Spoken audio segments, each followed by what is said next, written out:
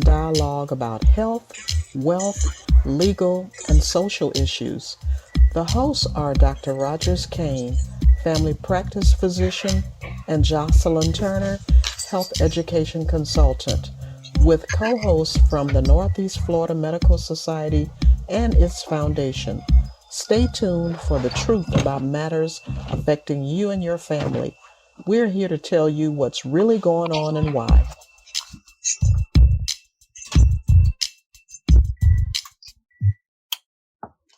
Good evening, everyone. Hope you all are having a great evening. I am Jocelyn Turner. So delighted to have you join us tonight. And of course, our co host is Dr. Rogers Kane. How are you this evening, Dr. Kane? I am great as usual, Miss Turner. Long day at work, but happy to be on this podcast. It has been quite a long day. And we're going to have a very interesting discussion tonight as we delve into Black youth in crisis. And Dr. Kane, that means that's a mouthful, and that really says that for us to dedicate a four-part series during the month of October to talk about the critical issues facing Black youth is something that I'm proud that we decided to delve into. So for our listeners tonight, we're going to kind of lay the foundation of what's going on with Black youth and why did we feel it necessary to talk about it tonight. And next week we're going to talk about juvenile justice and gangs. And the week after next we'll talk about drug use and suicides, and then we'll wrap up the series talking about the community response. And of course, we are featuring special guests to share their perspectives on all of these topics. And hopefully, by the end of the series, we will have discussed ways to end the disparities that exist in our communities and how to dismantle systems of oppression and, of course, create a more equitable future for Black youth. I am happy that we have a distinguished panel of guests tonight, and I will introduce each one of them. And as I introduce you, if you would just tell our audience a little bit about yourselves. I'm going to start with Mr. Daryl Daniels. Daryl Daniels is with the Derek Brooks Charities. Mr. Daniels. Derek Brooks Charities Youth Programs. How are you doing this evening, Mr. Daniels? I am great, Ms. Berta. Thank you for having me. Thank you so Oh, much. oh, absolutely. And we also have this evening, I'll come back to you for you to tell our audience a little bit about yourself. And we also have Dr. Jerome Mosley, CEO of Bridge Builders United. How are you this evening, Dr. Mosley? I'm doing well, Miss Turner. How about yourself? Oh, just peachy, thank you. That's my thing. I'm just peachy. And we also have Mr. Andrew George, behavior therapist and founder of OMG LLC. How are you doing, Mr. George? I'm doing well. How are you? Doing wonderful. So as our listeners can hear, we have a real good panel of guests who will help us begin the discussion as we delve into Black youth in crisis. And if folks don't think that our Black youth are in crisis, hopefully by the end of the series, Dr. Kane, don't you think they will have a general idea of why we chose this particular topic this month? Yeah, not only am I hopeful that they will have the idea why we do it, but I hope to gain a lot of information and that we're able to uh, uh, move forward on some of the things that we have the discussion about, especially the last program where we're trying to come up with solutions. There are people out there who have plenty, they're all doing their part, and for those who want to figure out what they can do to help remedy this problem, we're hoping that our guests would also give us some directions on what the person like myself, who is not as astute as these gentlemen are, not as astute as they are, that we have some direction and some guidance on how to help deal with this problem and minimize it as much as we can. Absolutely. And I know, I'm sure all of us can say that we are tired of turning on the television and seeing something tragic going on with our Black youth. So if you don't think that there is a problem and that our youth are in crisis, I hope that you will be enlightened. And as Dr. Kane says, that you will move from enlightenment to action. What is it that all of us can do? Because all of us, no matter what your race, culture, gender, whatever, all of us want the same thing for our children, and that is equity. So I'm going to start first by asking Daryl Daniels, Executive Director of Derrick Brooks Charities, to just tell us a little bit about yourself, and we'll ask the other guests to follow, and then we'll delve into some questions. Mr. Daniels, go ahead and tell our audience a little bit about yourself. Thank you, Ms. Turner.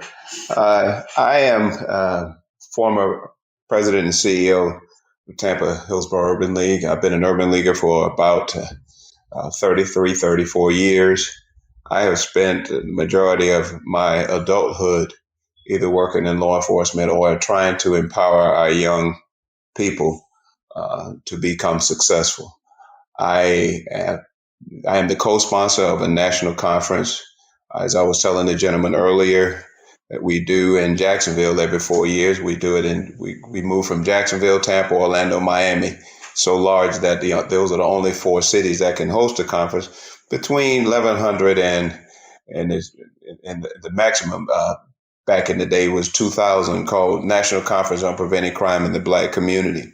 Now it's called National Conference on Preventing Crime, where we bring together community-based organization, crime prevention practitioners, law enforcement, treatment facilities to holistically address the problems associated with crimes and problems in the Black community, and of course our educational system.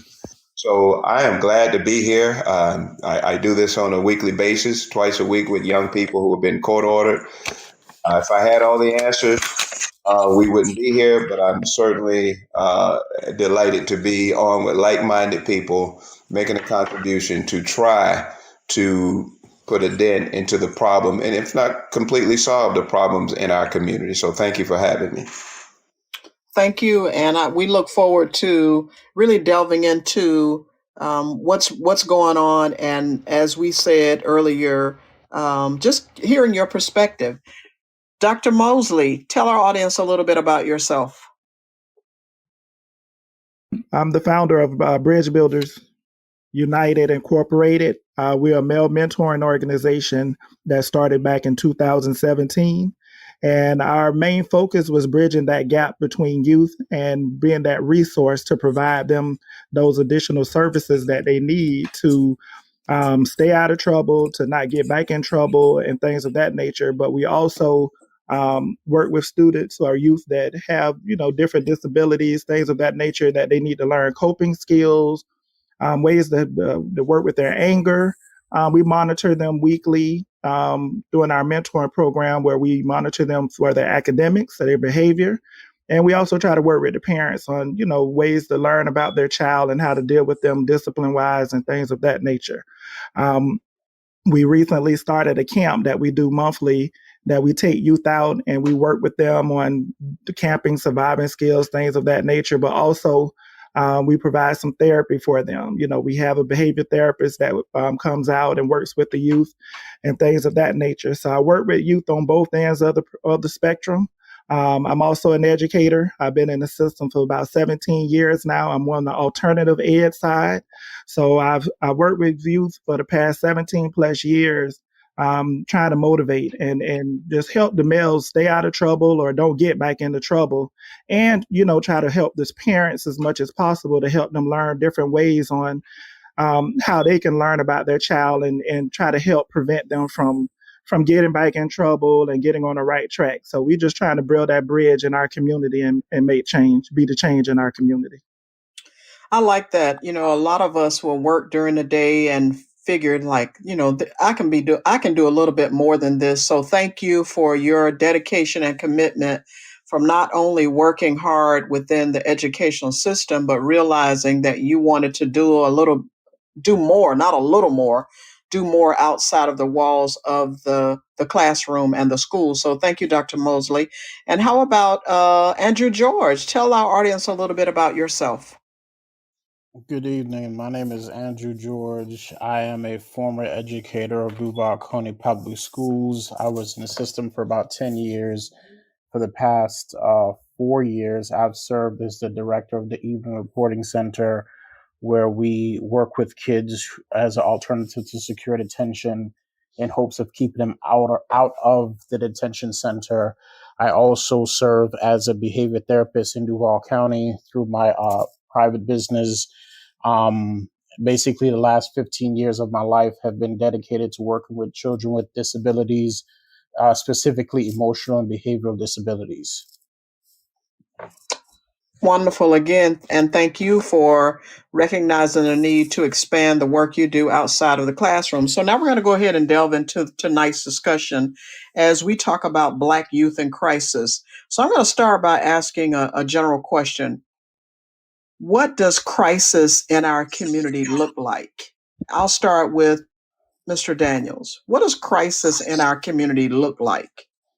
Crisis in our community looks like disparity in education. Crisis in our community looks like high crime, high homicide rate. Crisis in our community looks like there are many kids go to bed without their fathers. Crisis in our community looks like our young people are being failed. Crisis in our community looks like that our adults can do better to empower our young people. That's what crisis in my community looks like. When I see failing students in failing schools, when I see high homicides and violence rates, when I see the lack of inclusion, and then I see the lack of will, when I see little Johnny and I can see that he has already been murdered before anybody pulled the trigger, but he is still walking around. That's what crisis look like to me. Wow, thank you. Thank you. Dr. Mosley, what does crisis in our community look like? Wow. Well, the echo what he stated so eloquently is definitely all of that, and crisis in our community also looks like the single parent home, the parents that lack the knowledge of how to raise their kids, looking at the students and looking at kids and how the social has taken over their lives, cell phones and all of that is has become a crisis because they live through what they see and what they see other people do. So that is what the crisis looks like in our community. The poverty, how the youth, how families are living. That is what the crisis looks like in our community. The educational system, that we're giving what the best that we can to try to help the youth, but what we get coming in from the parents doing what they think is their best to send them to the school, that is the crisis. The lack of the support or the outpour or the outcry that needs to be said about what we're lacking is the crisis. We need more support. We need more people to understand what the needs are and to address them quickly instead of just dragging or not just not opening their eyes to see what really needs to be helped, where help is needed. That is the crisis. So hopefully we can expose what the crisis is. It's not an elephant in the room. It's there. It's wide open for anyone to come in and provide help and support for. That's the crisis in our community. Thank you. Thank you, Dr. Mosley. Mr. George, what about you? What does the crisis in our community look like? I'm just gonna, I guess, sum it up into two things. The guys that spoke before me, they went in depth, and I agree with everything they say. But just to sum it up, our community is a community based with no boundaries and no guidance. That's what the crisis is. Our children are overexposed to too much, and they don't have enough support from the community, from their family structures, from mentors, from really any adult that's willing to step in the way and help to guide them. So that's why I see is the huge crisis in boundaries and a serious lack of guidance. Okay. Okay, so having heard that, and thank you, gentlemen, having heard that, I'm just going to ask something. The 5 causes of crisis in our 5 major causes. What would we be looking at if you had to identify them in a bullet presentation type fashion? What would they be? You kind of alluded to some of it in terms of the family structure, but I think that's where it starts. I think that's where it starts is with the family structure, and then it grows from there. But the head of the snake, so to speak, would definitely be the instability of the family structure. Okay. And that's, I think you guys went on ahead and said something about quality education. I don't know if I heard health disparities, but would that be one of them as well?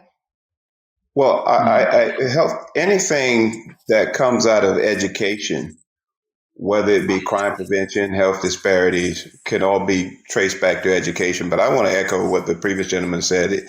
It starts with the family. Family does not necessarily mean or limited to the bloodline. The community can be the family. So I say family and community. And when the family and community is strong, you will demand and insist on having a stronger education system, which can address many of the things that are plaguing the Black community: health disparities, poverty, lack of misinformation. So I think we start there. And when I say family, like I said, community, which includes, but certainly is not limited to, our faith based institutions. Good. Okay. So, in your experience, how would I mean, because family is like you say the pivotal point in that. But are we? Excuse me. How respectful are our Black youth to traditional authoritative figures today? Like policemen or pastors or physician. Um, or is there any different? Are they any different than when we were growing up? Well, That can I be. think, Dr. They're much different, but then again, they're still children. I think the Mhm. images we have allowed, and there's something if we talk about the media, where we have allowed some of our most successful Black men in America, based upon what the media and even some of our leaders tell us are successful based on dollar amounts, when we have allowed some of our entertainers to become billionaires and millionaires by calling our women names, telling about how they shoot and kill each other. And that's the measurement of success. And the young people can point to their instant success by the cars they drive, the clothes they wear, they're on television.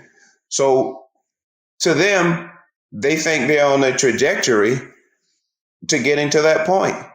So we glorify that. We awards on BET, and then they cuss and they get up there and they say, well, they cuss through the whole record and they say, I want to thank God. So the children cannot be blamed for they're just a sponge. We poured the water in the sponge. They held the water, and we are to blame for making that sponge hold all of that water. And just to piggyback off of that, with youth, again, it is the media, of course, definitely, but they replicate what they see in their community and in their family. So all they're doing is seeing what their uncles, their family members, or people in their neighborhood do and disrespect, and that's what they do. They think that's the way because that's what they're around the most of. So they're replicating their community and where they're from, and that's why there's a big need to change that stigma and to try to pour into them a different mindset, because they only going to know what they're around and what they're surrounded about.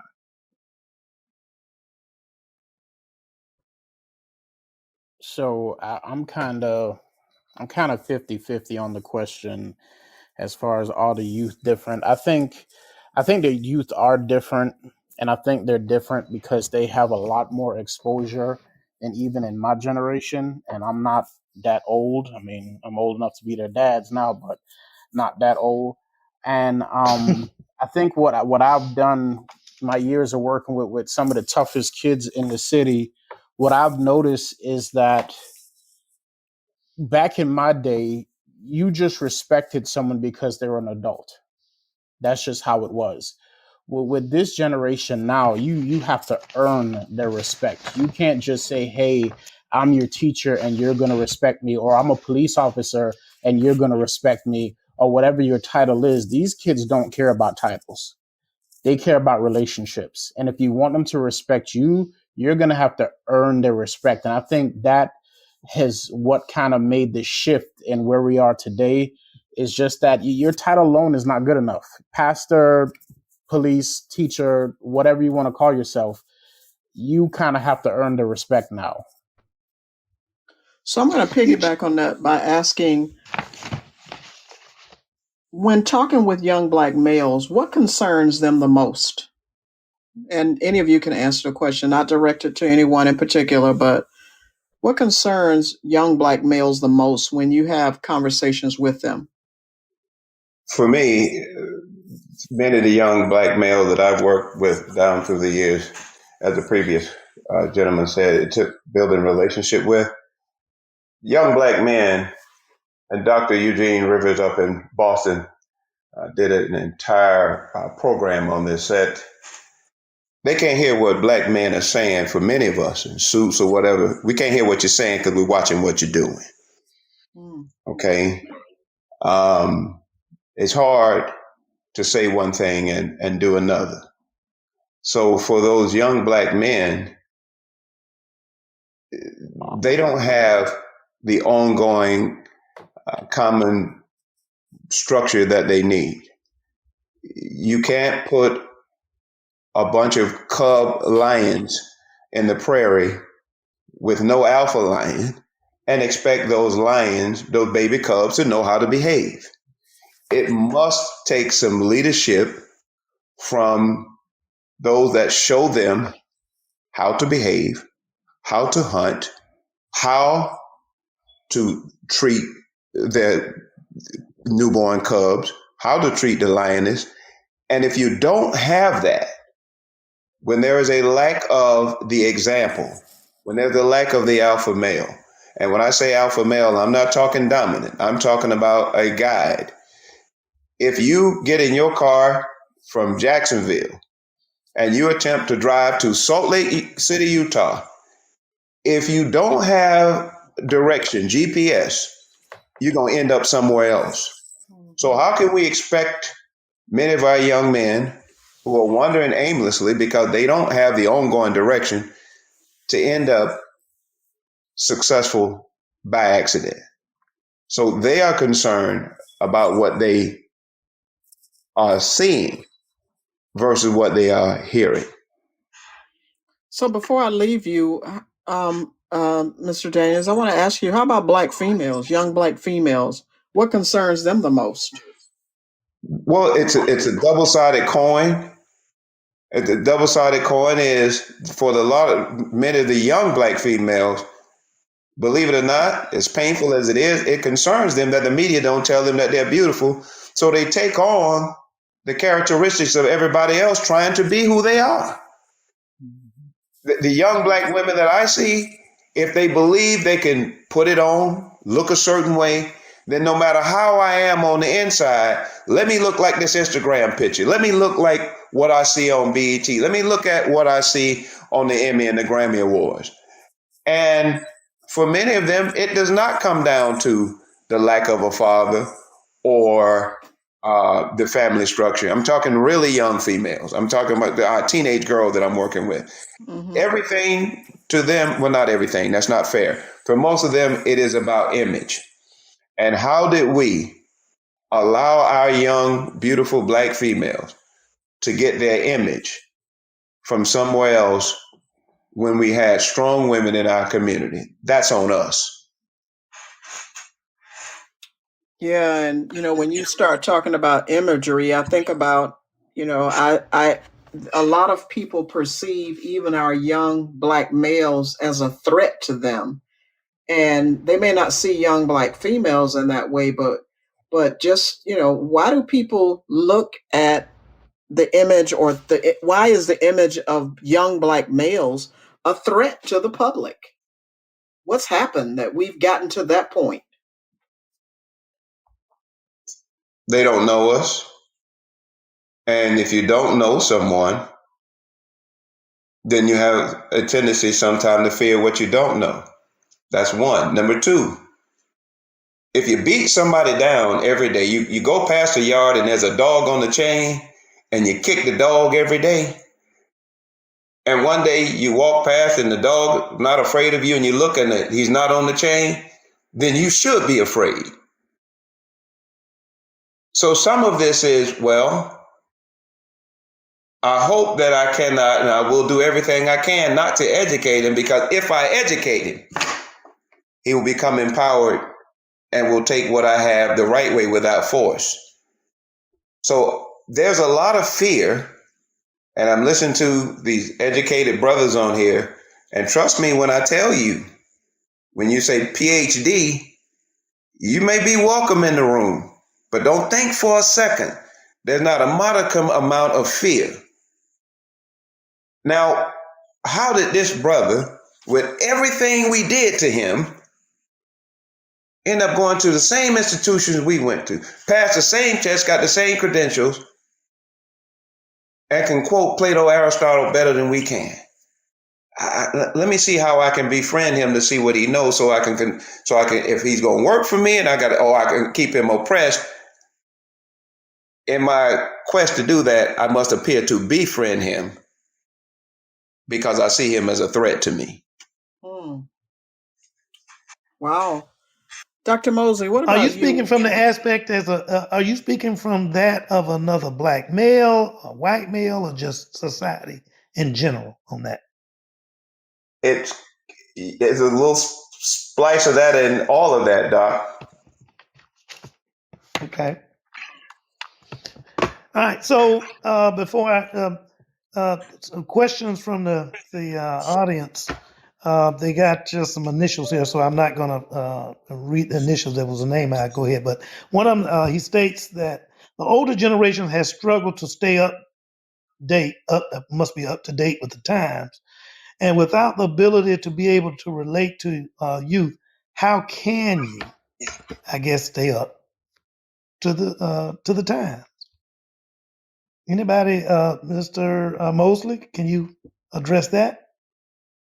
Of course, and that's a good one because as I have conversations with older gentlemen that would be interested in wanting to mentor things of that nature, a lot of them they don't know how to relate to them.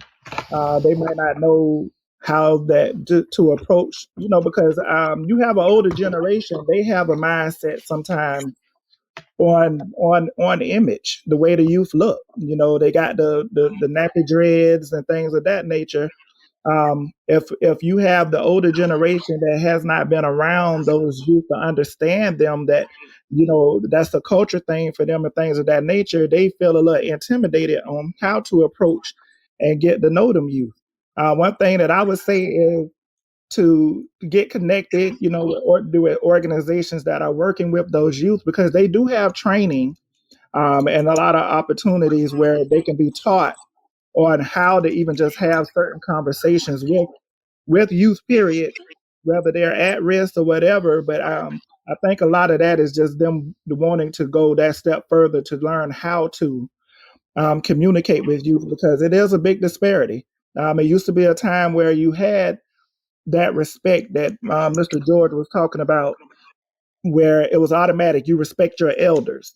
A lot of those given things that we had when we were coming up, but now The youth is like, if I don't know you, I don't care how old you are, I don't care about none of that. You give me the respect and let me know who you are. You build a relationship with me so I can know what's your angle instead of you trying to, try to size me up. To think that, oh, I'm just a thug because I'm from the streets, so I look like I'm from the streets. All of those things are factors that come into play.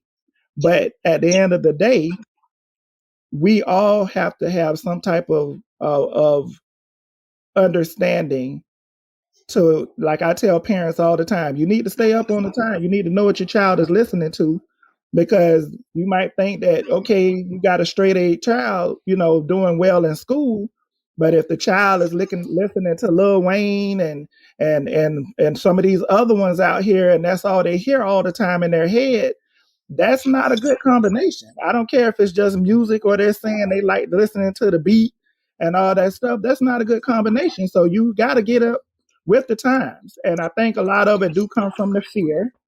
But at some point, we have to be able to get out there and have the communications with the youth that's willing to listen to be able to break that barrier.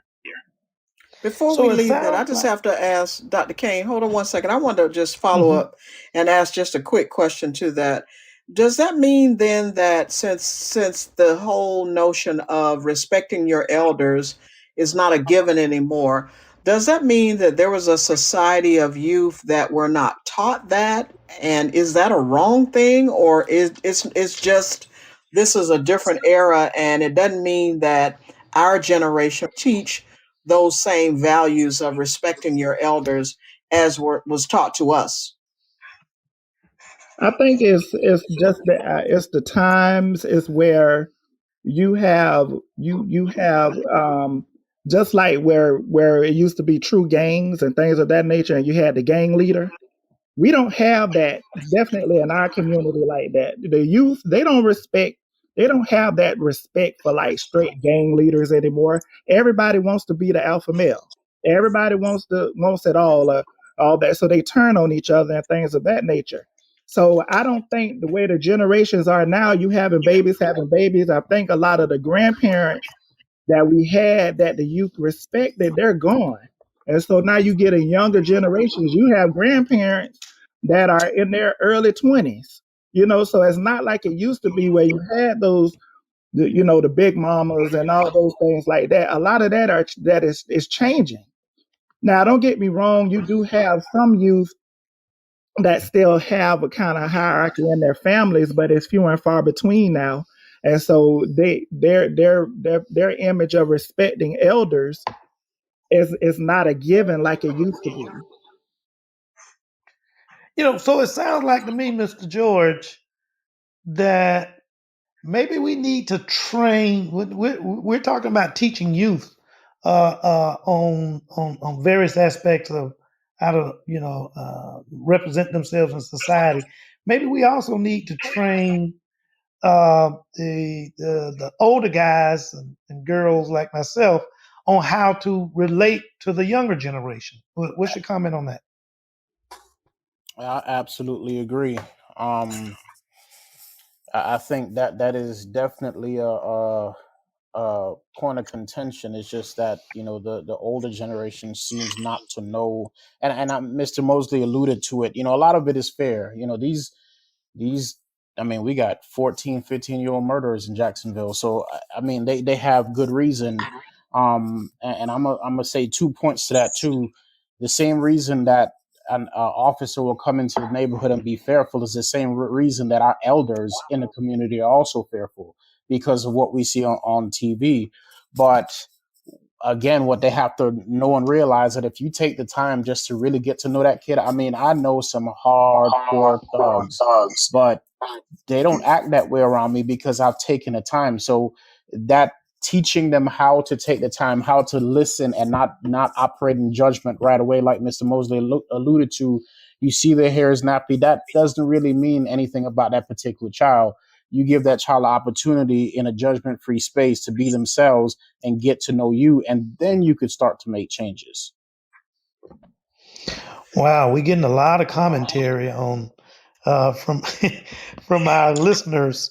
Um, The I'd like to, Dr. Kane, go I'd ahead. like to ask a question, just kind of follow Hmm. up with a question since you mentioned about young murderers and whatever. Do black males resort to crime because the system has excluded and oppressed them? Who'd like to take that one? No, black men resort to crime because and when I say we, I'm not talking about all black men, but we lack the way of how to deal with conflict in the right way. We have Exactly. been taught in the inner city, most inner cities, that the way you deal with conflict is you're the heavy. You shoot 'em. You do violence. You do that. You're soft if you don't do this. You can't talk it out or work it. And we have not been able to value ourselves. Why would I care about killing another black man if I don't like the skin I'm in? If I see myself as nothing, I'm telling myself every day, and my mama told me, and my friends called me the N, you ain't S. You're going to be like your no good A daddy. And then another black man confronts me. I don't value him because I don't value me. So I, and I'll go back to what I said earlier. I'm seeing little Johnny already murdered. The bullet just hasn't hit him. He's dead already, based upon what he has been beaten down, sometimes in his very household, in his very family, in his very community. And then we expect little Johnny, who has been murdered already in his mind, to behave in a normal society. That typically does not happen in mainstream America that way. Wow, I never heard that whole analogy about being murdered in your household, and you're right. And it often pops up on my social media platform that the tongue is a very powerful weapon, Weapon. and we unfortunately don't use it right with one another, and sometimes that includes the people within our own households. Dr. Kane, did you have a follow-up question? Well, I was going to just make a reference to one of the comment that was being made. Someone referenced about black teachers. There was teachers being black males. Would that make a difference to to help change the equation? Uh, so anybody can take that. Definitely. I think it would. That's always been a discussion, I guess, even worldwide, talking about having more black males in education. We have discussions about that all the time. They've had panels about that. The district is something that they're working on now, is trying to get more black males in. But one of the struggles is that the average black man with a household, a family, is hard for them to take care of their family on a teacher's salary, for one. But I think if we did have more black males, and I've seen it prevalent, that if we did have more black males in education, that youth could see and hear from and get that authoritative support from, it would make a difference. But I think that's a small step to make towards a big issue that we have. But definitely, if we did have more males involved into the educational system, it would definitely make a difference. Mhm. Ms. Turner? So, are black youth interested in going to college after graduating from high school, or are they concerned that it isn't a possibility in their family due to lack of resources? I think it's a little bit of both. Definitely, there's some lack of resources on the knowledge of the child knowing that they have that opportunity. I think it is, the resources are out there, the money is out there, things of that nature. But I think from a male's perspective, a lot of males try to lean towards the athletics. They try to lean towards being into music and rap and things of that nature, because they feel that's the easier route than going to school more additional years and understanding, about getting a degree and things, opportunity about it. The resources are there, but I think it's just more so in certain communities. I think being an NFL player or being a rapper is still outweighing the opportunities that they can have, not even necessarily even going to college, but just having a career, even just being on the vocational side. They need to be exposed to how much money they can make in comparison. Those things need to be taught to them about that. And I think that would be more of a change. Yeah, it's interesting you said that because I was having a conversation a few weeks ago with an electrician who said that he would love to have some young people mentor him, be a part of an apprentice program. And so those, maybe the traditional going to college is not what people want, but you're right, there are. Now you have to go but the 4-year degree may not be the way that you choose to go. But someone commented that youth are interested in college. Too many of them have not been exposed to the experience and the possibilities. Do you think that that's the case, Dr. Mosley? I think that's part of it, definitely. It is the exposure, because you get youth all the time. You talk to them about it. Everybody asks them the same question: what do you want to be when you grow up? But the issue is they don't know about all the different careers. We always guide them different ways. They always hear lawyer, doctor, things of that nature, but they never get exposed to the path that it takes to get there. Our kids, they love structure, but we have to include that into when we have those conversations with them. They need a path and they need to be guided. We just can't say, oh, you can go be a doctor. Once you tell them, oh, you got to go to school 10 more, 12 more years to be a doctor, they're going to shut down. They don't want to do that because they already don't like school now. So we have to get them to a point where they get the understanding to know, okay, this is a path that you can take. You can go to school for 2 years. You can do this in 3 years. You can get this career in this many years, but you're going to have to go somewhere to get training because in anything, you got to be certified. I mean, even when you go to some of these fast food places, the order to run certain parts in their establishments, you got to get a certification to even do that. So we got to build their mindset up to know they got to go through something to get something. But it's the lack of the exposure to some of it too. So And the if next if time, I Dr. can jump Mosley, in, oh, I'm sorry, one quick thing, um, Mr. George. So the next time, Dr. Mosley, when I am asked to come and volunteer at a school and participate in a career fair, I need to make sure I show up and bring some friends with me so that we can expose those youth to the different career options. I got that, Dr. Mosley. I got what you just told me I need to do, and hopefully our listeners will as well. Go ahead. um, a major reason to not go to school, and he kind of alluded to this, is their current poverty level. So what I've noticed that kids that are in extreme poverty, they're not interested in going to school for another 4 years to bring home the bacon. That is too long. I'm poor right now. I can't eat right now. So I can't concern myself with another 4 years. I need to get out and work right now. So their current poverty level is sometimes, and I would almost say a lot of the time, is going to dictate how far they want to go past high school, even if they finish high school, because of the simple fact that, like, we can't eat now. My mom can't keep the lights on now. And now you're telling me go be a doctor for 12 years. So what am I supposed to do in the next 12 years? So I think, like Dr. Mosley was saying, exposing them to things that, hey, you can do this in 2 years and make $75,000. That's more okay, just 2 years instead of a 4 year degree that, and then on top of that, if they don't get scholarships, now you're in debt, and then it becomes just a vicious cycle. So I think their current poverty level has to be considered when expecting kids to do anything post-secondary. Thank you. Dr. Kane? Yeah. Oops.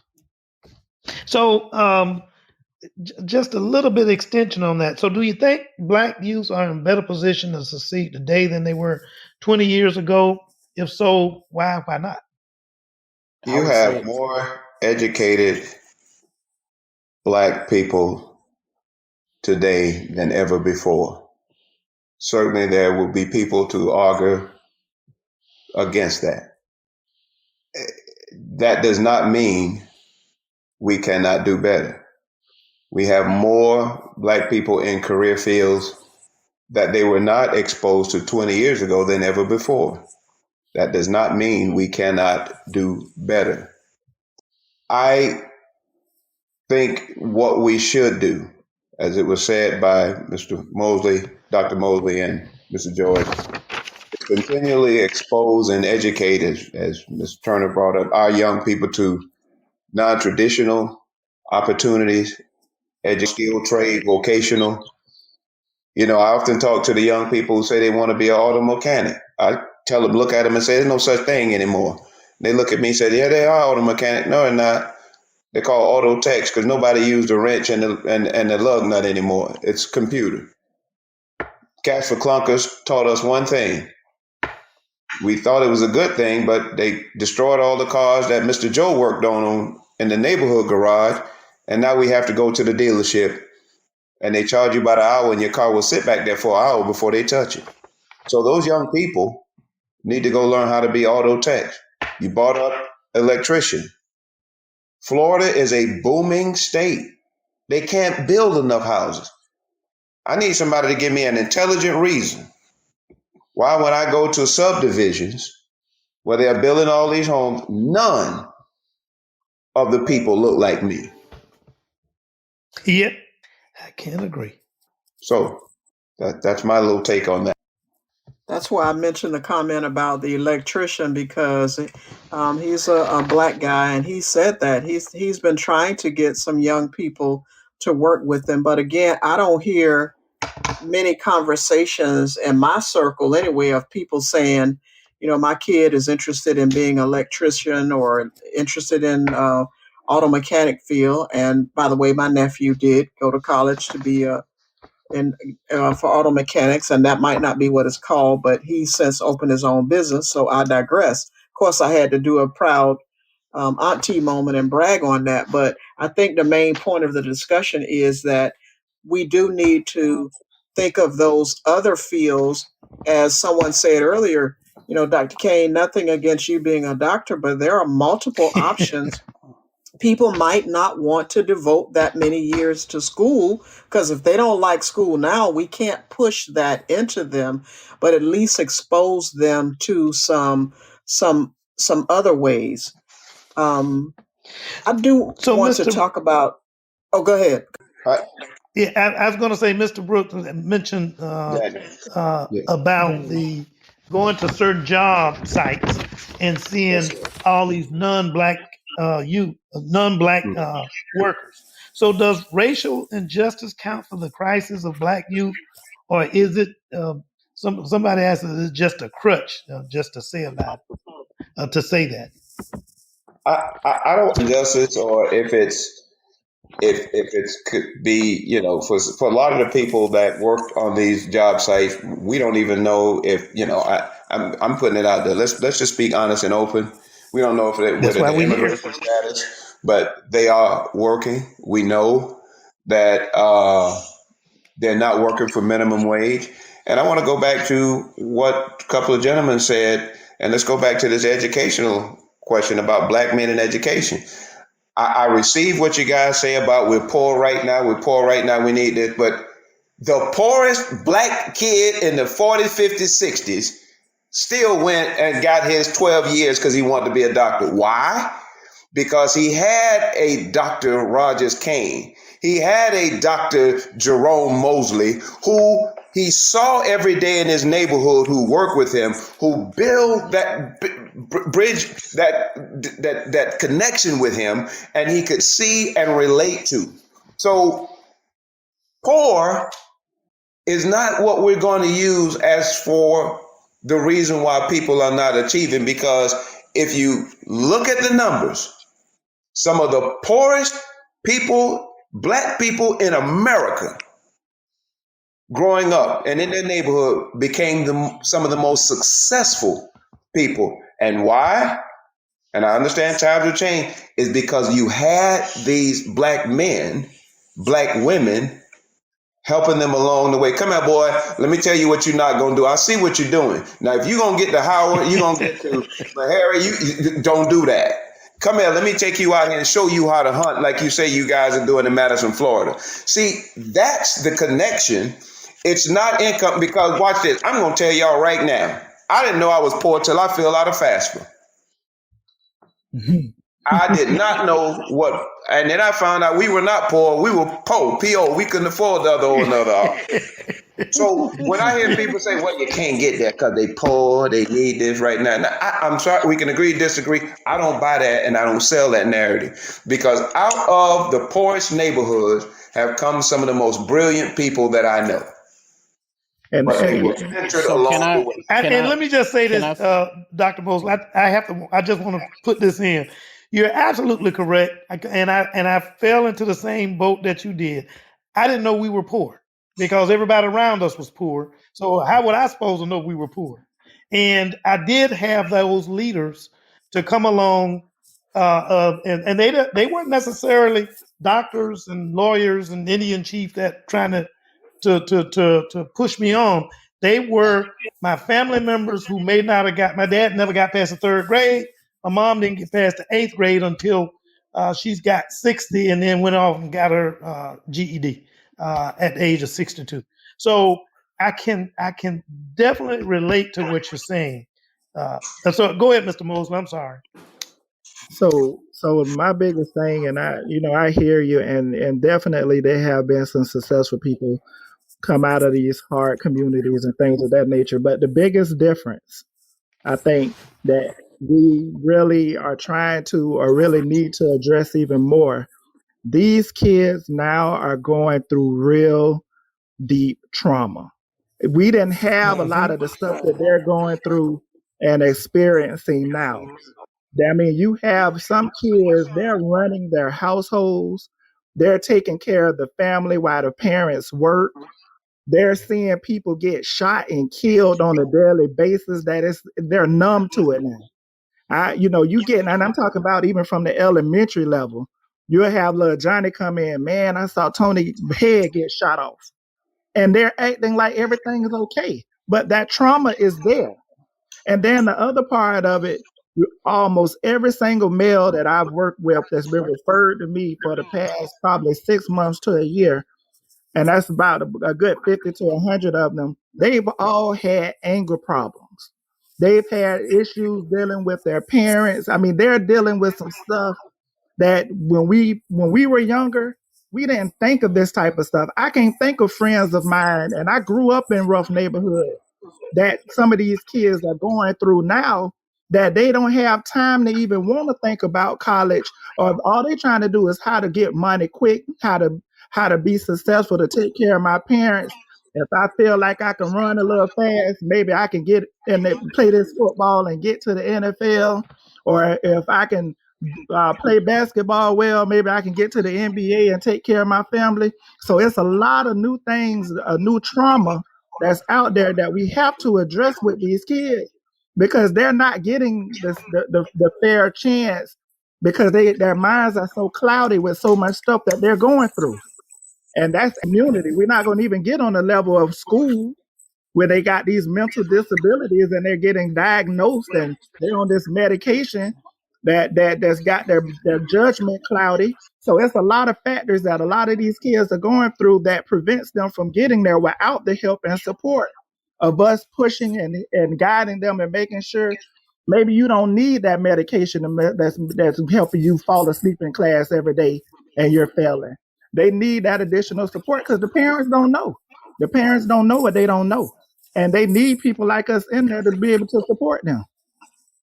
and if I can just add to that, the thing that Dr. Kane and Miss Darrow said too is that my parents, my mom, my dad, I think um we take a lot for granted. Like, these kids have a lot more, but at the same time they have a lot less. um my dad worked all the time, but he was there to support me. My mom was there. My mom's an educator. She has a PhD. All of our siblings have at least grew up in that environment with that expectation. um The other thing that I want to bring up is that we didn't have media. Like how Mr. Darrell said, well, there was Yes. a Dr. Kane in the neighborhood. These kids ain't looking at Dr. Kane. They Not looking at at all. they looking at Lil Yachty. They looking at, and all of these people that they're looking at through media is fast money. Become a rapper, drop a hit, and you get paid $1 million. That's how they think now. So where I grew up looking at certain men like Dr. Kane, these kids aren't looking at the same people because they could see fast money. And I'll give you an example. Um, right now on YouTube pays you based off of views. So Yeah. the more viral your video goes, is the more views you get, which equals more money. So these kids are doing outrageous things trying to get their viewership up to make money. When we come back to it, these kids, and I'm talking about the kids that's really in the trenches, they want to make money. That's what they want to make because they're poor, and like everyone just said, you didn't know you were poor. These kids know that they're poor. They know it. They know that they can't afford what they see on TV, which makes them hungry to go get it, which is something that we weren't exposed to. And like I tell people, and this is going to be my last comment on this, MTV Cribs was the worst thing that ever happened to the black community because we got to see what rich people live like. When we didn't know no better, we just went along our merry way. Now it's like, okay, now we know that, okay, you need 24-inch rims, you need a Bentley, you need this to be considered, have arrived. But we didn't know that coming up, so it never bothered us. So I'd like to follow up with a question to all of you, and or one of you, whoever wants to answer it. What can be done to restore the concept "it takes a village to raise a child"? Because that village once included not only our family but neighbors, teachers, church members. What do Yeah, you your think? your your your your neighbors could whoop your butt, and your mom will whoop your behind because the neighbor had to do it. Go ahead. Well, one of the things you got to look at with that is our neighborhoods are not like they used to be. You have people living Right. in neighborhoods don't know who's next door to them, or they might have a trap house next door to them, or they might live in an area where they're not trying to communicate with other people to trust them with their kids and things of that nature. But we do have to redevelop that village. So now, what the village looks like, the village is going to need to be those grassroots organizations that are in there, the nonprofits that know the parents, people that work that the parents can build trust. Everybody have to come in and build relationships now. The parents, it can't be people coming in trying to get rich off of something. The parents need that type of help and support. So that can come from the church, it can come from the schools, it can come from any agency, even the organizations. I always say that I shake my head to all these corner stores and all these restaurants in our neighborhoods that don't give nothing back to the community. We need to go and get all of that support back. We don't have that. So all of that is the village. The village is everybody that lives in these communities that come together to try to support and expose these youth. Because right now the only thing they have is a basketball football field, or you have some organizations like Boys and Girls Club and things of that nature that they go through for a few hours each day. But they need, when they get home, that's where it changes. When they get home, who's in that little realm around them when they're going back to learn how to survive? They might be hungry. They might get on their phones and all of that type of stuff. But we need to get into those things that the kids are involved with to make them understand that we have a support system that we must create to be the village. And you said something that's so important that we never mentioned tonight, but it definitely is going to come up in the future. There are a lot of children who go home and they're not there, and a hot meal is not waiting for them, and they're hungry.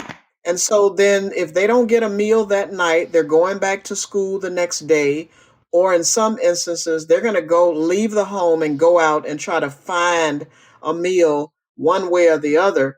And so those are the things when we talk about that village, I think that's how the village can help. To answer with the the question about the village? I know we're nearing the end of our show, but I wanted to really get that question. Any other response from our panel? I will say the village must be a combination of all of those said parties that were mentioned, Yep. that holistically address the needs of the community. You know, when you start talking about hunger, when you start talking about some of the things kids go through in their household, as I did the training for our educators here, I told some of these teachers, educated, you're probably the only stop between some of these kids and being killed inside their head, because some of them are killed at home, and we have to accept that. And when I say killed at home, in their very own household, sent out, being neglected, and then they walk into a community that has failed them. Many of our faith-based institutions are locked up right now, got a gate around them. Many of our playgrounds, where when I grew up, you could go to the school and playground. They want to know why the kids have not in good shape. You got a fence around all the playground. They say, well, that's for safety reasons. So for a lot of the kids in the inner city, you must have faith-based institutions. You must have our social service organizations and people who are empowered and trained to deal with this. We start with youth. I work with youth and families. Let me say this again. I work with youth and families. So I work with youth and the families that come with the youth, because I want to start with the child where I can see the greatest growth. Okay. And say, in spite of, this is what you can do. So when you meet a young lady who is 17 and drop out with two babies, nobody ever told her she can be great. But Dr. Vondelin Crawford Wright owns her own pharmacy and the largest restaurant and nightclub here in Ybor City in Tampa. When you meet a young man with a .2 and you say, come on, go with me, I'll show you how to get there. Soledine Hamilton is a principal now with a .2 GPA.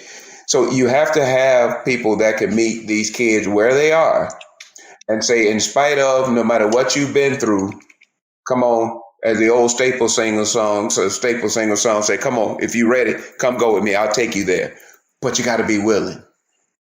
And you got to have the whole community vested in that effort.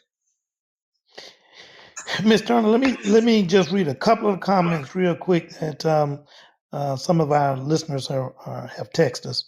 So KBJ says, we have normalized the trauma for kids. This is about fixing the family and the politics of poverty as much as it is about education and motivation. Education has become a business. Learning and intellectual curiosity needs to be reevaluated. As a person from the Caribbean community, poverty was not an excuse. One of our other listeners wanted us to never forget about sexual abuse and the role that it plays in not trusting adults. And they want to make sure that we know how alarming those stats are. And one of the community barbecues, talent showcases, neighborhood cleanups, any activity that allows the community to work together, celebrate together, and be together can help be part of the solution. Ms. Turner, back to you. Thank you. This has been a very interesting and enlightening discussion. And as our listeners can tell, and even our panelists, there's more to talk about. But I would like to give our panelists an opportunity to share their final thought as we move forward in the discussion next week. So I'm going to start. I'm going to start with Mr. George this time. Although we're going to end our four-part series on solutions, how do you think we should fix the problems that we've talked about today? Um, I think first of all, we have to find people that are unafraid and willing to get in there and do the work. I think that's where it starts. Thank you. Dr. Mosley? I think the biggest thing that we would need to do is we have to get in the communities, continue to stay in the communities, and not be afraid to work with the youth and work and help these parents to figure out what it is that they need. We need to be in the community more. They need to see the people that are successful that we and know that we care. They have to know that we're care to be able to provide that support in the community, because we can't be fearful of our own people. And I think we have more people do work in our communities than we do, and that's a problem. It shouldn't be nobody putting in the work more than we do as a tax write-off versus we do it because we care. Amen. I know this is not church, but I felt Dr. Mosley compelled to say amen there. Mr. Daniels, what do you think we need to do to fix the problems we discussed this evening? We must continue to instill the vision in our children that they are God's children and they can be successful. We need to instill the vision that once upon a time we had when we were colored. But when we talk about trauma, and there is a different trauma, but when we were colored, we endured the Klan, but we persevered. When we were colored, we endured Jim Crow, but we persevered. Talk about trauma and watching people being killed and hanged, and you bring them there and watch men had their testicle cut out, and you use that as an example of you not get out of line, but yet black men still persevere. We got to have the vision that they had, that we will continue to press on. And the vision is they don't have to turn on television to see a man dunk, throw, rap, or whatever, because the vision we're going to instill in them is that they're God children and they're okay right here in their own community. That's what we need to do. Wow. And as in the words of my the gentleman that does my hair, that's what's up. I always try to say that at the most appropriate time. Dr. Kane, are there any final thoughts that you'd like to share right now? Yes, this has been a enlightening discussion. As you say, this is the first of a 4-part series. The one thing that discussion has highlighted is that there are the pleomorphic concerns and issues that our kids face, as well as the pleomorphic solutions that we must develop to get them through this difficult times. Let's just make sure that we recognize that also that our black girls, black ladies, black women are also part of these concerns and problems. I know we've talked a lot about black males, but not to exclude black females. I think that's just because we have been doing a lot of work with black males. But I think there's enough issues going around for both sexes, and so this is not a sexist problem.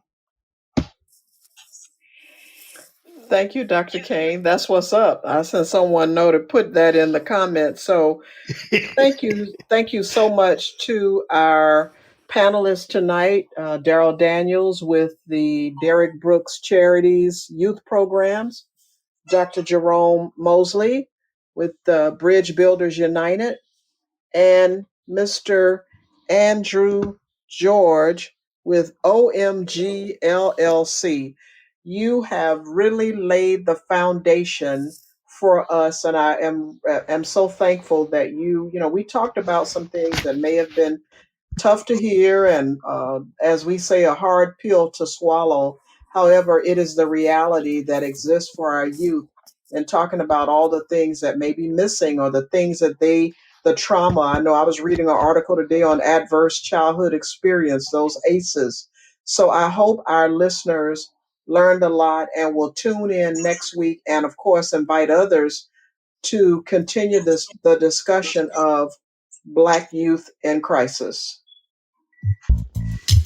Thank you for tuning in today to Pause for the Truth. We hope that you gain more knowledge about today's topic and that you will tune in next time to hear about what's trending and what you can do to help us make life a little less complicated for you and your family. Growing our presence allows us to reach more people, so we need your support. Visit our website at www.pauseforthetruth.com. Like us on Facebook, tweet us on Twitter, link with us on LinkedIn, but most of all, download the Podbean app to your mobile device and become a follower of Pause for the Truth. We have dedicated our careers to sharing knowledge. Now we ask you to pay it forward and invite others to Pause for the Truth. You can email questions or show topics recommendations to us at info@pauseforthetruth.com. We would also like to give a hearty thank you to our behind-the-scenes technology engineer, Mr. Tyrone Jackson.